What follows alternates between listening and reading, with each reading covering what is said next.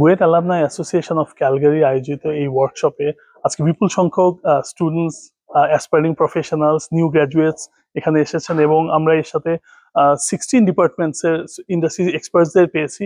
So আমি মনে করি যে এটা স্টুডেন্টস এবং যারা গাইডলাইন চাচ্ছিল এখানে জব সিকার্স তাদের জন্য এটা অনেক বড় উপকার হয়েছে এবং we will continue this. Hopefully every quarter আমরা এরকম একটা জিনিস অর্গানাইজ করব। আমরা বুয়েট অ্যালুমনাই অ্যাসোসিয়েশনের পক্ষ থেকে এখানে একটা ওয়ার্কশপের আয়োজন করেছি। এই ওয়ার্কশপের উদ্দেশ্য হলো নিউ কামারদেরকে জব ফ্যাসিলিটি পাওয়ার জন্য বা জব অ্যাপ্লিকেশনের জন্য হেল্প করা, এবং এটাতে আমাদের বুয়েট অ্যালুমনাই যারা আছে লোকাল প্রফেশনাল তারা হেল্প করতেছে। এরকম ক্যারিয়ার ডেভেলপমেন্ট সেমিনার আমাদের বাংলাদেশি স্টুডেন্ট কমিউনিটির জন্য অনেক ইউজফুল একটি জিনিস। আমরা এই ধরনের ইভেন্ট এবং সেমিনার ভবিষ্যতে আরো দেখতে চাই। আমি ইউনিভার্সিটি অফ ক্যালগারি থেকে ইলেকট্রিক ইঞ্জিনিয়ারিং কমপ্লিট করেছি আন্ডারগ্র্যাড। আজকে ক্যারিয়ার ফেয়ারে এসে অনেক কিছু শিখেছি, অনেক তথ্য সংগ্রহ করেছি। আজকে অনেক ইনফরমেশনও পেয়েছি কিভাবে ক্যারিয়ারে আমরা আরো আগাতে পারবো। হোপফুলি এই ইনফরমেশন গুলো আমাদের চাকরি পেতে সাহায্য করবে। আমরা যারা ইন্টারন্যাশনাল স্টুডেন্ট বাংলাদেশ থেকে এখানে এসে পড়ালেখা করছি তাদের জন্য এরকম ইভেন্ট অনেক হেল্প করবে। এরকম ইভেন্টে যেখানে আমাদের রেজিউমে রিভিউ হয় আমাদের ফিউচারে চাকরি পেতে অনেক সাহায্য করবে। এই ধরনের কর্মশালা আমাদেরকে অনেক উপকৃত করবে এবং আমরা ভবিষ্যতে চাকরি পেতে অনেক সাহায্য পাবো। আজকে ইউনিভার্সিটি অফ ক্যালগারিতে বাংলাদেশ বুয়েট অ্যালামনাই অ্যাসোসিয়েশনের উদ্যোগে যে সেমিনার এবং ওয়ার্কশপ হচ্ছে, এটা আমার মেয়েকে নিয়ে আমি এখানে এসেছি, কারণ আমার মেয়ে সিভিল ইঞ্জিনিয়ারিং শেষ করছে। তার জন্য এটা খুবই হেল্পফুল হবে এবং আমার মেয়ে সহ এখান থেকে যারা নতুন গ্রাজুয়েট হয়েছে এবং যারা চাকরি খুঁজতেছে তাদের জন্য এটা খুবই হেল্পফুল একটা ওয়ার্কশপ। অবশ্যই এটা সবাইকে হেল্প করবে বলে আমি মনে করি।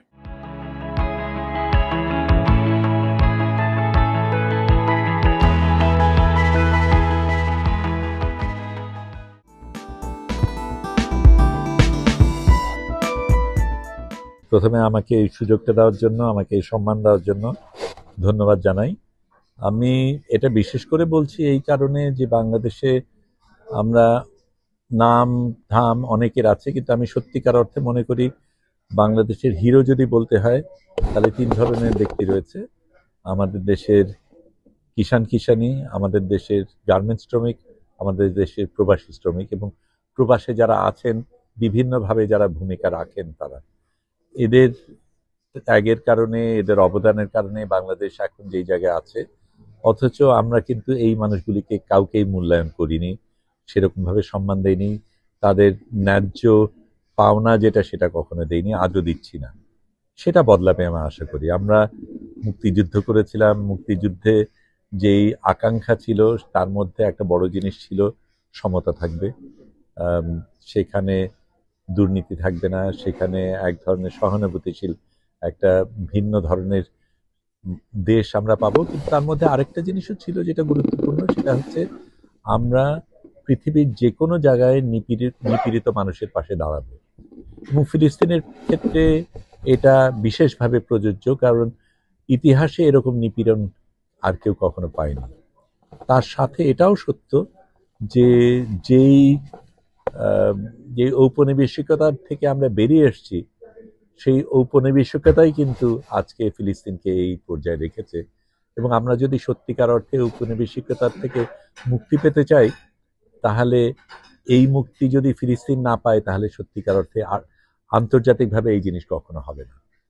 দেশের জায়গায় যদি ফিরে যায়, আপনারা যেই কথাটা বললেন, আমি শুধু এতটুকুই বলবো, দুটো জিনিস। একটা হচ্ছে কোন সরকার থাকলো, কে রাজত্ব করলো, সেটা আমার কাছে খুব গুরুত্বপূর্ণ না। ভালো রাজত্ব হচ্ছে কিনা সেটাই গুরুত্বপূর্ণ। এবং সেখানে যেই জিনিসটা থাকা দরকার, একটা তো সাধারণভাবে আমরা কি করি, আমরা দেশপ্রেমকে সবচেয়ে গুরুত্ব দেই, তারপরে হয়তো দলীয় ভালোবাসা থাকে, তারপরে ব্যক্তি ভালোবাসা থাকে। আমাদের এখানে ব্যাপারটা ঠিক উল্টো। আমি প্রথম, তারপরে দেশ, তারপরে দল, তারপরে অনেক পরে হয়তো দেশ। তো এই জায়গাটাকে উল্টে দেওয়ার একটা প্রয়োজন রয়েছে। এবং এই পদ্ধতির ভেতর দিয়ে আমরা এতবার নির্বাচন চুরি করার কারণে জনগণের কাছে যে ফিরে যাওয়ার দায়বদ্ধতাটা ছিল সেটাও কিন্তু ছিল না। সেই কারণে আমরা একটা নিপীড়ক সরকার পেয়েছি। কিন্তু নিপীড়করা নিপীড়ন যেমন করে, তাদের সহায়তা অনেকে করে, এবং যারা নীরব থাকে তারাও কিন্তু নিপীড়ককে সহায়তা করে। এবং আমরা অনেকে গুরুত্বপূর্ণ সময় নিশ্চুপ ছিলাম বলে, প্রতিবাদ করিনি বলেই কিন্তু নিপীড়ক এরকম ভাবে পার পেয়ে গেছে। আরেকটা জিনিস হয়, আমরা চলার পথে মাঝে মাঝে ভাবি কি হবে, আর কি লাভ, এটা করে সম্ভব কি, এত বড় একটা যন্ত্রের বিরুদ্ধে আমি একা কি করতে পারবো, হাল ছেড়ে দেই। যেই মুহূর্তে আমি হাল ছেড়ে দেই তখনই কিন্তু তার জয় হয়ে গেছে, কারণ তখন তার আর নিপীড়ন করার প্রয়োজন থাকে না। আমি তখন নিপীড়ক যন্ত্রের একটা অংশ হয়ে দাঁড়াই, এবং আমাকে তখন ব্যবহার করা হয় এই নিপীড়ন চালিয়ে যাওয়ার জন্য। সেই জিনিসটা একটা পর্যায়ে ছিল, কিন্তু তার উল্টোটাও আছে, যেখানে সাধারণ মানুষ, নিরীহ মানুষ, নিরস্ত্র মানুষ এরকম বিশাল শক্তিশালী একটা নিপীড়ক সরকারের বিরুদ্ধে জেগে উঠতে পারে, সেখানে সেই দেশের সবসময় আশা আছে। এবং সেটাই আমরা করেছিলাম, আমাদের যুবক যুবতীরা সেটা করেছে, আমাদের সাধারণ মানুষ, আমাদের কিষানীরা, আমাদের রিক্সাওয়ালারা, সাধারণ শ্রমজীবী মানুষরা কিন্তু আন্দোলন করেছে। তাদেরকে আমরা সেভাবে মূল্যায়ন করিনি, কিন্তু তাদের অবদানই সবচেয়ে বেশি, তারাই সবচেয়ে বেশি মারা গেছে। তাদের রক্তের বিনিময়ে আমরা একটা সরকার পেয়েছি, যেই সরকারের থেকে আমাদের অনেক আশা ছিল, এখনো আশা আছে, কিন্তু সেটা পুরোপুরি হয়নি। সেটার অনেকগুলি কারণ রয়েছে, আমাদেরও ভূমিকা আছে, আমাদেরও দায়িত্ব রয়েছে সেখানে, সেটার ব্যাপারে। সবচেয়ে বড় যে জিনিসটা হওয়া দরকার সেটা হচ্ছে রাজনৈতিক সংস্কৃতির একটা পরিবর্তন আসা দরকার, এবং সেটা যদি না আসে, সত্যিকার অর্থে কে গদিতে বসলো তাতে কিচ্ছু আসবে যাবে না। আমরা যদি সত্যিকার অর্থে ভিন্নভাবে রাজনীতিকে ভিন্নভাবে দেখি, দেশকে ভালোবেসে দেশের মঙ্গলের জন্য যেটা করা দরকার সেটা না করে আমরা যদি কে কত বেশি সুবিধা পেতে পারবে সেটা নিয়ে ব্যস্ত থাকি, তাহলে সত্যিকার অর্থে সরকার বদলালেও দেশ বদলাবে না। আমরা স্বপ্ন দেখি, একটা সুযোগ আমরা পেয়েছি, এই সুযোগকে আমরা আলিঙ্গন করে কতটা এগিয়ে যেতে পারবো, সেটা সেই আশাটা আমাদের সুযোগ তৈরি করে দেবে। কিন্তু দিনের শেষে আমাদের প্রত্যেকের সেই আত্মত্যাগ যদি থাকে, তখনই ভিন্ন বাংলাদেশ পাবো, সেই স্বপ্নই করি।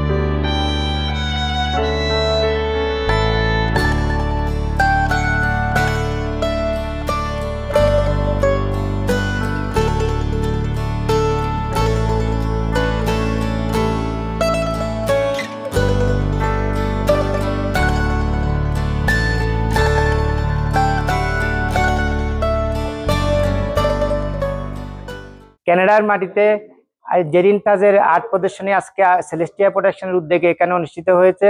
আমরা বাংলাদেশিরা ব্যাপক সাড়া পেয়েছি, এবং আমরা ওনার মতো একজন গুণী শিল্পীকে আমাদের মধ্যে পেয়ে আমরা নিজেরাই গর্বিত বোধ করি। এটা থেকে আশা করি আমাদের ভবিষ্যৎ প্রজন্ম অনেক কিছু শিখতে পারবেন। আশা করি আমরা সবাই একত্রিত ফিউচার ও সেম ইভেন্ট আমরা উপভোগ করব। শিল্পের বিকাশ নিজের দেশেই। আমরা যে প্রবাসে যেখানে আছি, বিভিন্নভাবে বিভিন্ন শাখার শিল্প চর্চা করছি, তা সবই প্রায় আমরা আমাদের ভাবনায় লালিত করি বলেই আমরা সেটা করছি। এবং আজকে আমার এই প্রদর্শনীতে আপনারা যা দেখছেন তার কিছু আমি চাক্ষুষ দেখে, আর কিছু আমার ভাবনার থেকে আমার এই করা। এটাই আমি বলতে চাই যে শিকড় বা রুট, যেটা আমরা শাখা প্রশাখা, যেটা আমরা ছড়িয়ে ছিটিয়ে থাকবো, কিন্তু আমরা রুট থেকে কখনো বিচ্ছিন্ন হব না।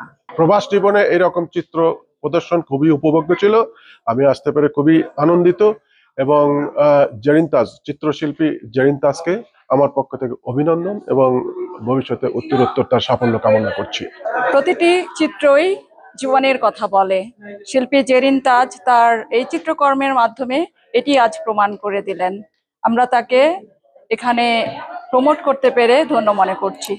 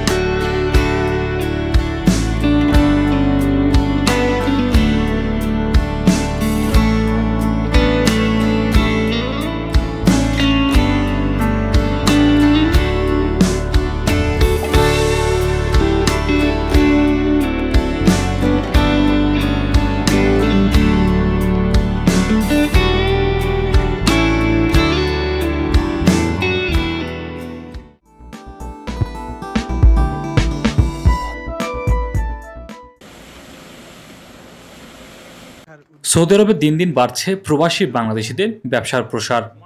দেশটির সরকার বিনিয়োগের লাইসেন্স উন্মুক্ত করার পর প্রবাসীরা ইনভেস্টমেন্ট লাইসেন্সের সুবিধা নিয়ে গড়ে তুলছেন নিজেদের নামে অনেক ধরনের ব্যবসা প্রতিষ্ঠান। তারই ধারাবাহিকতায় রাজধানী রিয়াদের হারা এবং মানপথে কুমিল্লা জেলার 5 জন তরুণ উদ্যোক্তাদের প্রতিষ্ঠান আরবিএন টেলিকমের নতুন করে 2টি শাখা শুভোদ্বোধন করা হয়েছে। প্রতিষ্ঠানে ফিতা ও কেক কেটে শুভোদ্বোধন করেন বাংলাদেশের জনপ্রিয় content creator motion Firoz Hasan.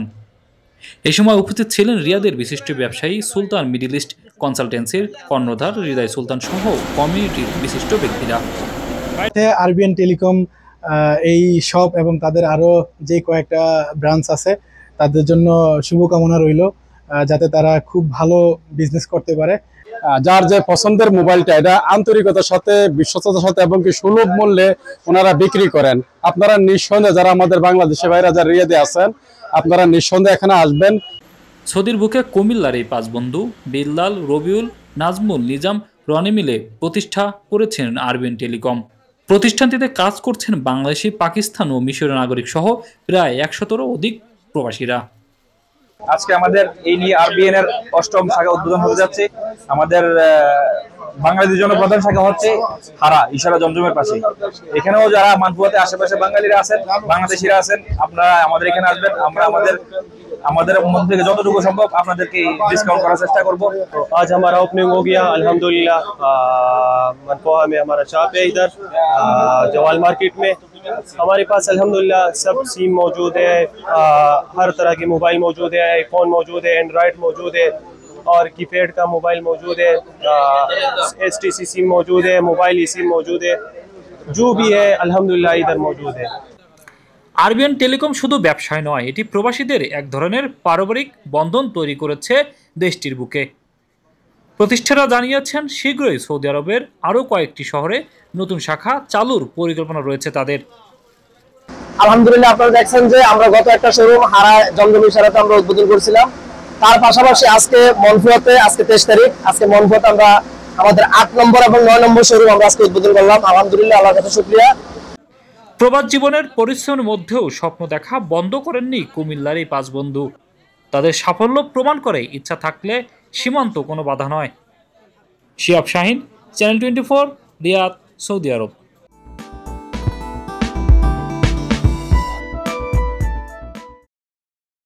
কাতারে দিন দিন বাংলাদেশি রেস্টুরেন্টগুলোতে নারী কর্মীর চাহিদা বৃদ্ধি পাচ্ছে। এসব রেস্টুরেন্টে কাজের সুযোগ পাচ্ছেন বাংলাদেশি নারীরা। বাংলাদেশি প্রতিষ্ঠানে নিরাপদে কাজ করছেন বলে জানান এই নারী কর্মী। কি করবে এখানে আইসা, যে জীবনে তো কোনো বোঝাই আর কি, এতটা তো রিস্ক নেওয়া হয় না। আগে তো চিন্তা লাগছে যে ওখানে যে কী বলবো তাই আইসি, আল্লাহ দিলে আইসে তো যেমনি আইসি আল্লাহ দিলে ফার্স্ট টাইম আমি কাজে ঢুকে গেছিলাম। তেমন তারপরে কতদিন বসে থাকার পরে এখন এটা চালু করছে, এটা আমি কাজ করতেছি। যদি তারা বাংলাদেশে থেকে যে কাজ শিখাবে তারা আরও ভালো, তাদের একটা অভিজ্ঞতা থাকে। আর আমি তো ফার্স্ট টাইম তো মিস করি নাই, তাও আইসা যেটুকু পারছি নিজের চেষ্টা করছি। যে যেটা পারে, যে যেটা চেষ্টা করে, কিন্তু একটা কথা যে সবাই সবটা কাজই শিখে রাখা দরকার, যে কোন টাইমে কোন কাজটা করা লাগতে পারে বা কোন টাইমে কোন কাজ যাইয়া কোন জায়গায় পড়ি, এটা তো আর কি ভাইবা চিন্তা রাখে না। হাতের কাজ সব কিছু শিখে রাখলে যে সময় যেখানে পড়লাম ওখানে ফিরে যাবেন খাইতে। প্রবাসী বাংলাদেশিদের কর্মসংস্থান সৃষ্টির লক্ষ্যে কাতারে নাজমায় স্টার অফ ঢাকা রেস্টুরেন্টের যাত্রা শুরু হয়েছে।